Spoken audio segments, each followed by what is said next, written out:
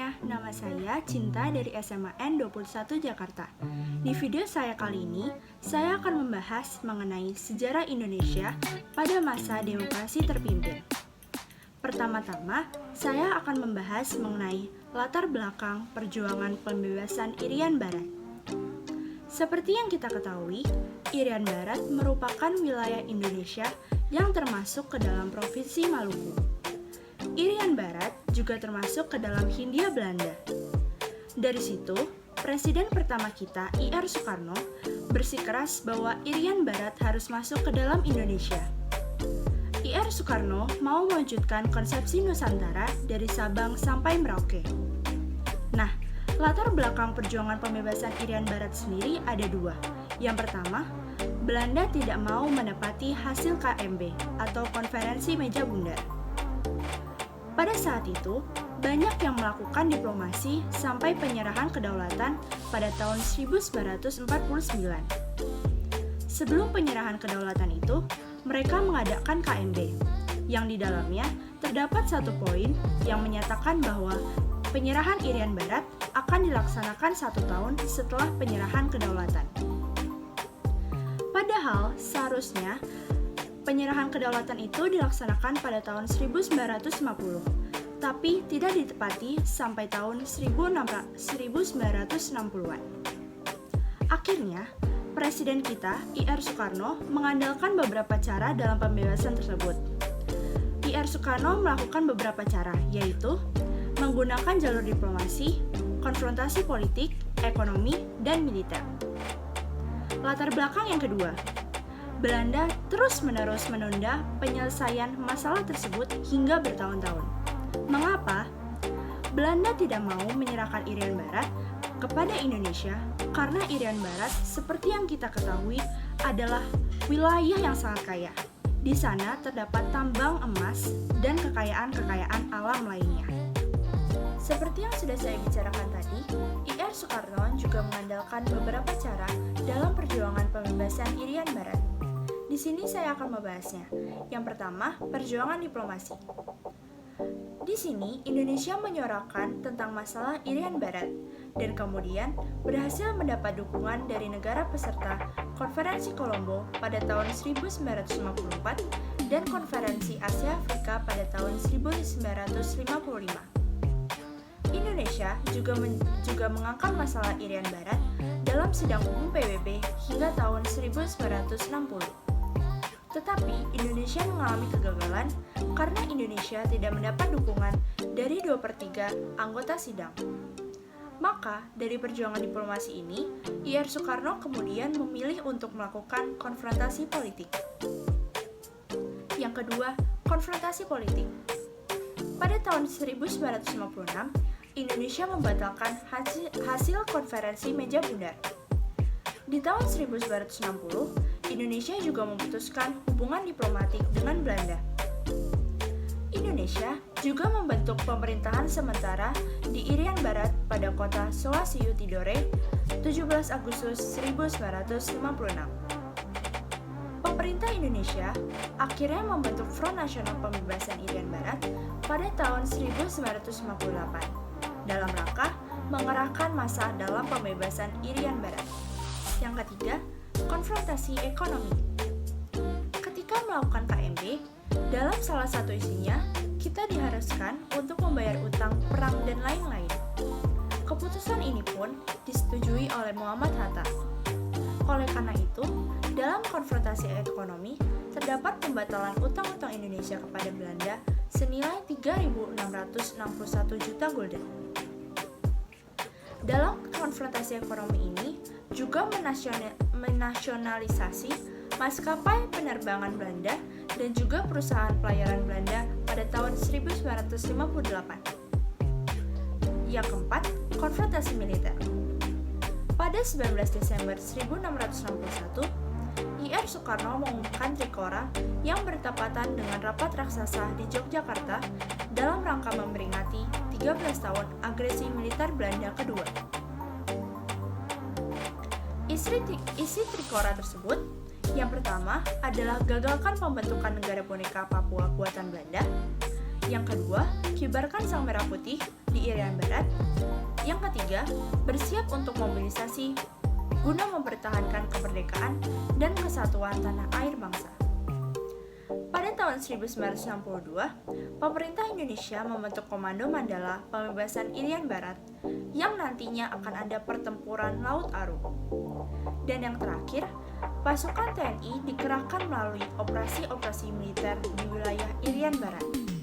Karena tadi saya sudah membahas tentang latar belakang perjuangan pembebasan Irian Barat, kali ini saya akan membahas mengenai sejarah singkat Rencana Bunker.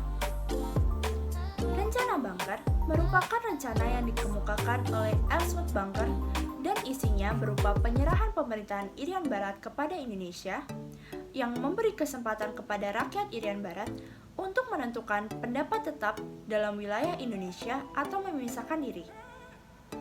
Rencana Bunker ini juga untuk menghindari bentrok yang diadakan dalam masa-masa peralihan di bawah pengawasan PBB selama 1 tahun. Rencana Bunker ini diterima baik dengan anggota dengan Indonesia, namun ditolak oleh Belanda. Sikap keras Belanda ini kemudian mendorong Indonesia untuk menggelar Operasi Jayawijaya atau operasi besar-besaran untuk membebaskan Irian Barat. Selain itu, Indonesia pun juga melakukan penyusupan dengan menerjunkan penerbangan-penerbangan Indonesia untuk menembus radar Belanda ke pedalaman Irian Barat. Dan pada saat yang bersamaan, juga terjadilah pertempuran Laut Aru. Yang ketiga, kali ini saya akan membahas mengenai latar belakang konfrontasi Indonesia terhadap Malaysia. Di sini terdapat keinginan yang muncul dari Tengku Abdul Rahman dan Lee Kuan Yew untuk membentuk Federasi Malaysia. Filipina menentang hal ini karena punya keinginan atas wilayah Sabah di Kalimantan Utara. Indonesia juga menentang hal tersebut karena pembentukan Federasi Malaysia merupakan sebagian dari rencana Inggris untuk mengamankan kekuasaannya di Asia Tenggara. Dan hal ini biasa kita kenal dengan Ganyang Malaysia. Indonesia ternyata juga menjalankan politik konfrontasi dengan Malaysia. Hal ini disebabkan karena pemerintah tidak setuju dengan pembentukan Negara Federasi Malaysia yang dianggap sebagai proyek neokolonialisme Inggris yang membahayakan Indonesia dan negara-negara blok NEVO. Dalam rangka konfrontasi tersebut, Presiden mengumumkan Dwi Kandow Rakyat atau Dwi Kora pada tanggal 3 Mei 1964. Pelaksanaan Dwi Kora ini dilaksanakan dengan mengirimkan sukarelawan ke Malaysia Timur dan Barat, dengan menunjukkan adanya campur tangan Indonesia pada masalah dalam negeri Malaysia. Akhir dari konfrontasi terhadap Malaysia. Pada 9-17 April 1963 di Filipina, para Menteri Luar Negeri bertemu untuk membicarakan masalah pembentukan Federasi Malaysia dan kerjasama antar 3 negara. Pada 1 Juni 1963, diadakan pertemuan di Tokyo yang diwakilkan oleh I.R. Soekarno dari Indonesia dan Perdana Menteri Abdul Rahman dari Malaysia. Pada 9 Juli 1963, Perdana Menteri Abdul Rahman menandatangani dokumen pembentukan Negara Federasi Malaysia di London, yang nantinya hal ini akan menyebabkan Indonesia keluar dari PBB. Kenapa Indonesia keluar dari PBB? Karena PBB nanti akan mengangkat Malaysia sebagai Dewan Keamanan Tidak Tetap. Pada 3 Juli sampai 5 Agustus 1963, Kepala Pemerintahan Malaysia, Filipina, dan Indonesia mengadakan pertemuan di Manila yang menghasilkan 3 dokumen. Pada 16 September 1963, Negara Federasi Malaysia diresmikan tanpa menunggu hasil penyelidikan dari misi PBB. Dan yang terakhir, pada tanggal 17 September 1963, masyarakat di Jakarta mengadakan demonstrasi di Kedutaan Besar Malaysia di Jakarta. Kali ini, bagaimana sih pemerintah Indonesia dalam menghadapi krisis ekonomi pada masa demokrasi terpimpin? Nah, pemerintah ini melakukan beberapa kebijakan. Yang pertama, pembentukan Depernas. Depernas dibentuk pada 15 Agustus 1959 yang dipimpin oleh Muhammad Yamin dan beranggotakan 50 orang. Di sini, tugasnya adalah mempersiapkan rancangan undang-undang pembangunan nasional yang berencana dan menilai penyelenggaraan pembangunan tersebut. Saat ini, Depernas berhasil menyusun rancangan dasar Undang-Undang Pembangunan Nasional Sementara berencana tahapan tahun 1961 sampai 1969. Rancangan tersebut disetujui oleh MPRS dalam waktu kurang lebih 1 tahun. Yang kedua, ada devaluasi atau penurunan mata uang. Hal ini diterapkan pada tanggal 24 Agustus 1959 dan dilaksanakan oleh Panitia Penampung Operasi Keuangan atau PPOK dengan tujuan meningkatkan nilai rupiah tanpa merugikan rakyat kecil. Bentuk devaluasi yang pertama, uang kertas pecahan bernilai Rp500 menjadi Rp50. Yang kedua, uang kertas pecahan bernilai Rp1.000 menjadi Rp100. Yang ketiga, ada pembekuan semua simpanan di bank yang melebihi Rp25.000. Dan yang terakhir, mata uang pecahan 100 ke bawah tidak didevaluasi. Kebijakan yang keempat, menekan laju inflasi. Hal ini bertujuan mengurangi banyaknya uang yang beredar serta memperbaiki keuangan perekonomian negara.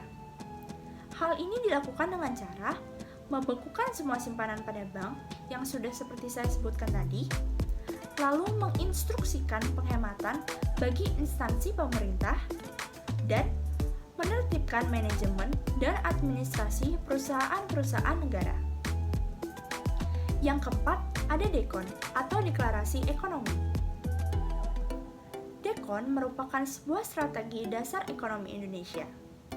DEKON dirumuskan oleh Panitia 13, yang di dalamnya terdapat para ahli ekonomi, politik, anggota musyawarah pimpinan revolusi, dan DPA.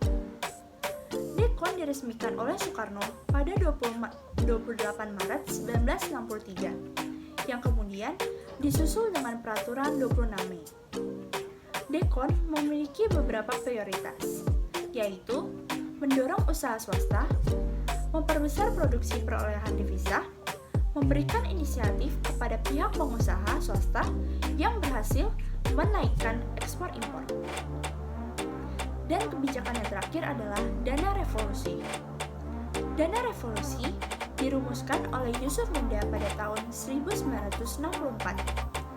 Ia melakukan pungutan terhadap perusahaan atau perorangan yang mendapatkan fasilitas kredit antara 250 juta sampai 1 miliar rupiah. Mereka semua diharuskan untuk membayar dengan valuta asing dan dengan jumlah yang sudah ditetapkan. Dana revolusi tersebut diperoleh dari devisa kredit jangka panjang yang nantinya akan digunakan untuk membiayai proyek-proyek mandataris presiden atau proyek mercusuar. Nah, yang terakhir, kali ini saya akan membahas tujuan dibentuknya Depernas pada masa demokrasi terpimpin. Yang pertama, mengupayakan perbaikan ekonomi di Indonesia. Yang kedua, untuk menyiapkan rencana pembangunan nasional baik jangka pendek maupun jangka panjang. Dan yang terakhir, tujuannya adalah agar dapat mempertimbangkan faktor pembiayaan dan waktu pelaksanaan pembangunan nasional pada masa itu. Itu semua merupakan penjelasan materi sejarah mengenai Indonesia pada demokrasi terpimpin. Semoga kali ini video saya bermanfaat untuk kalian ya. Sekian, terima kasih. See you again.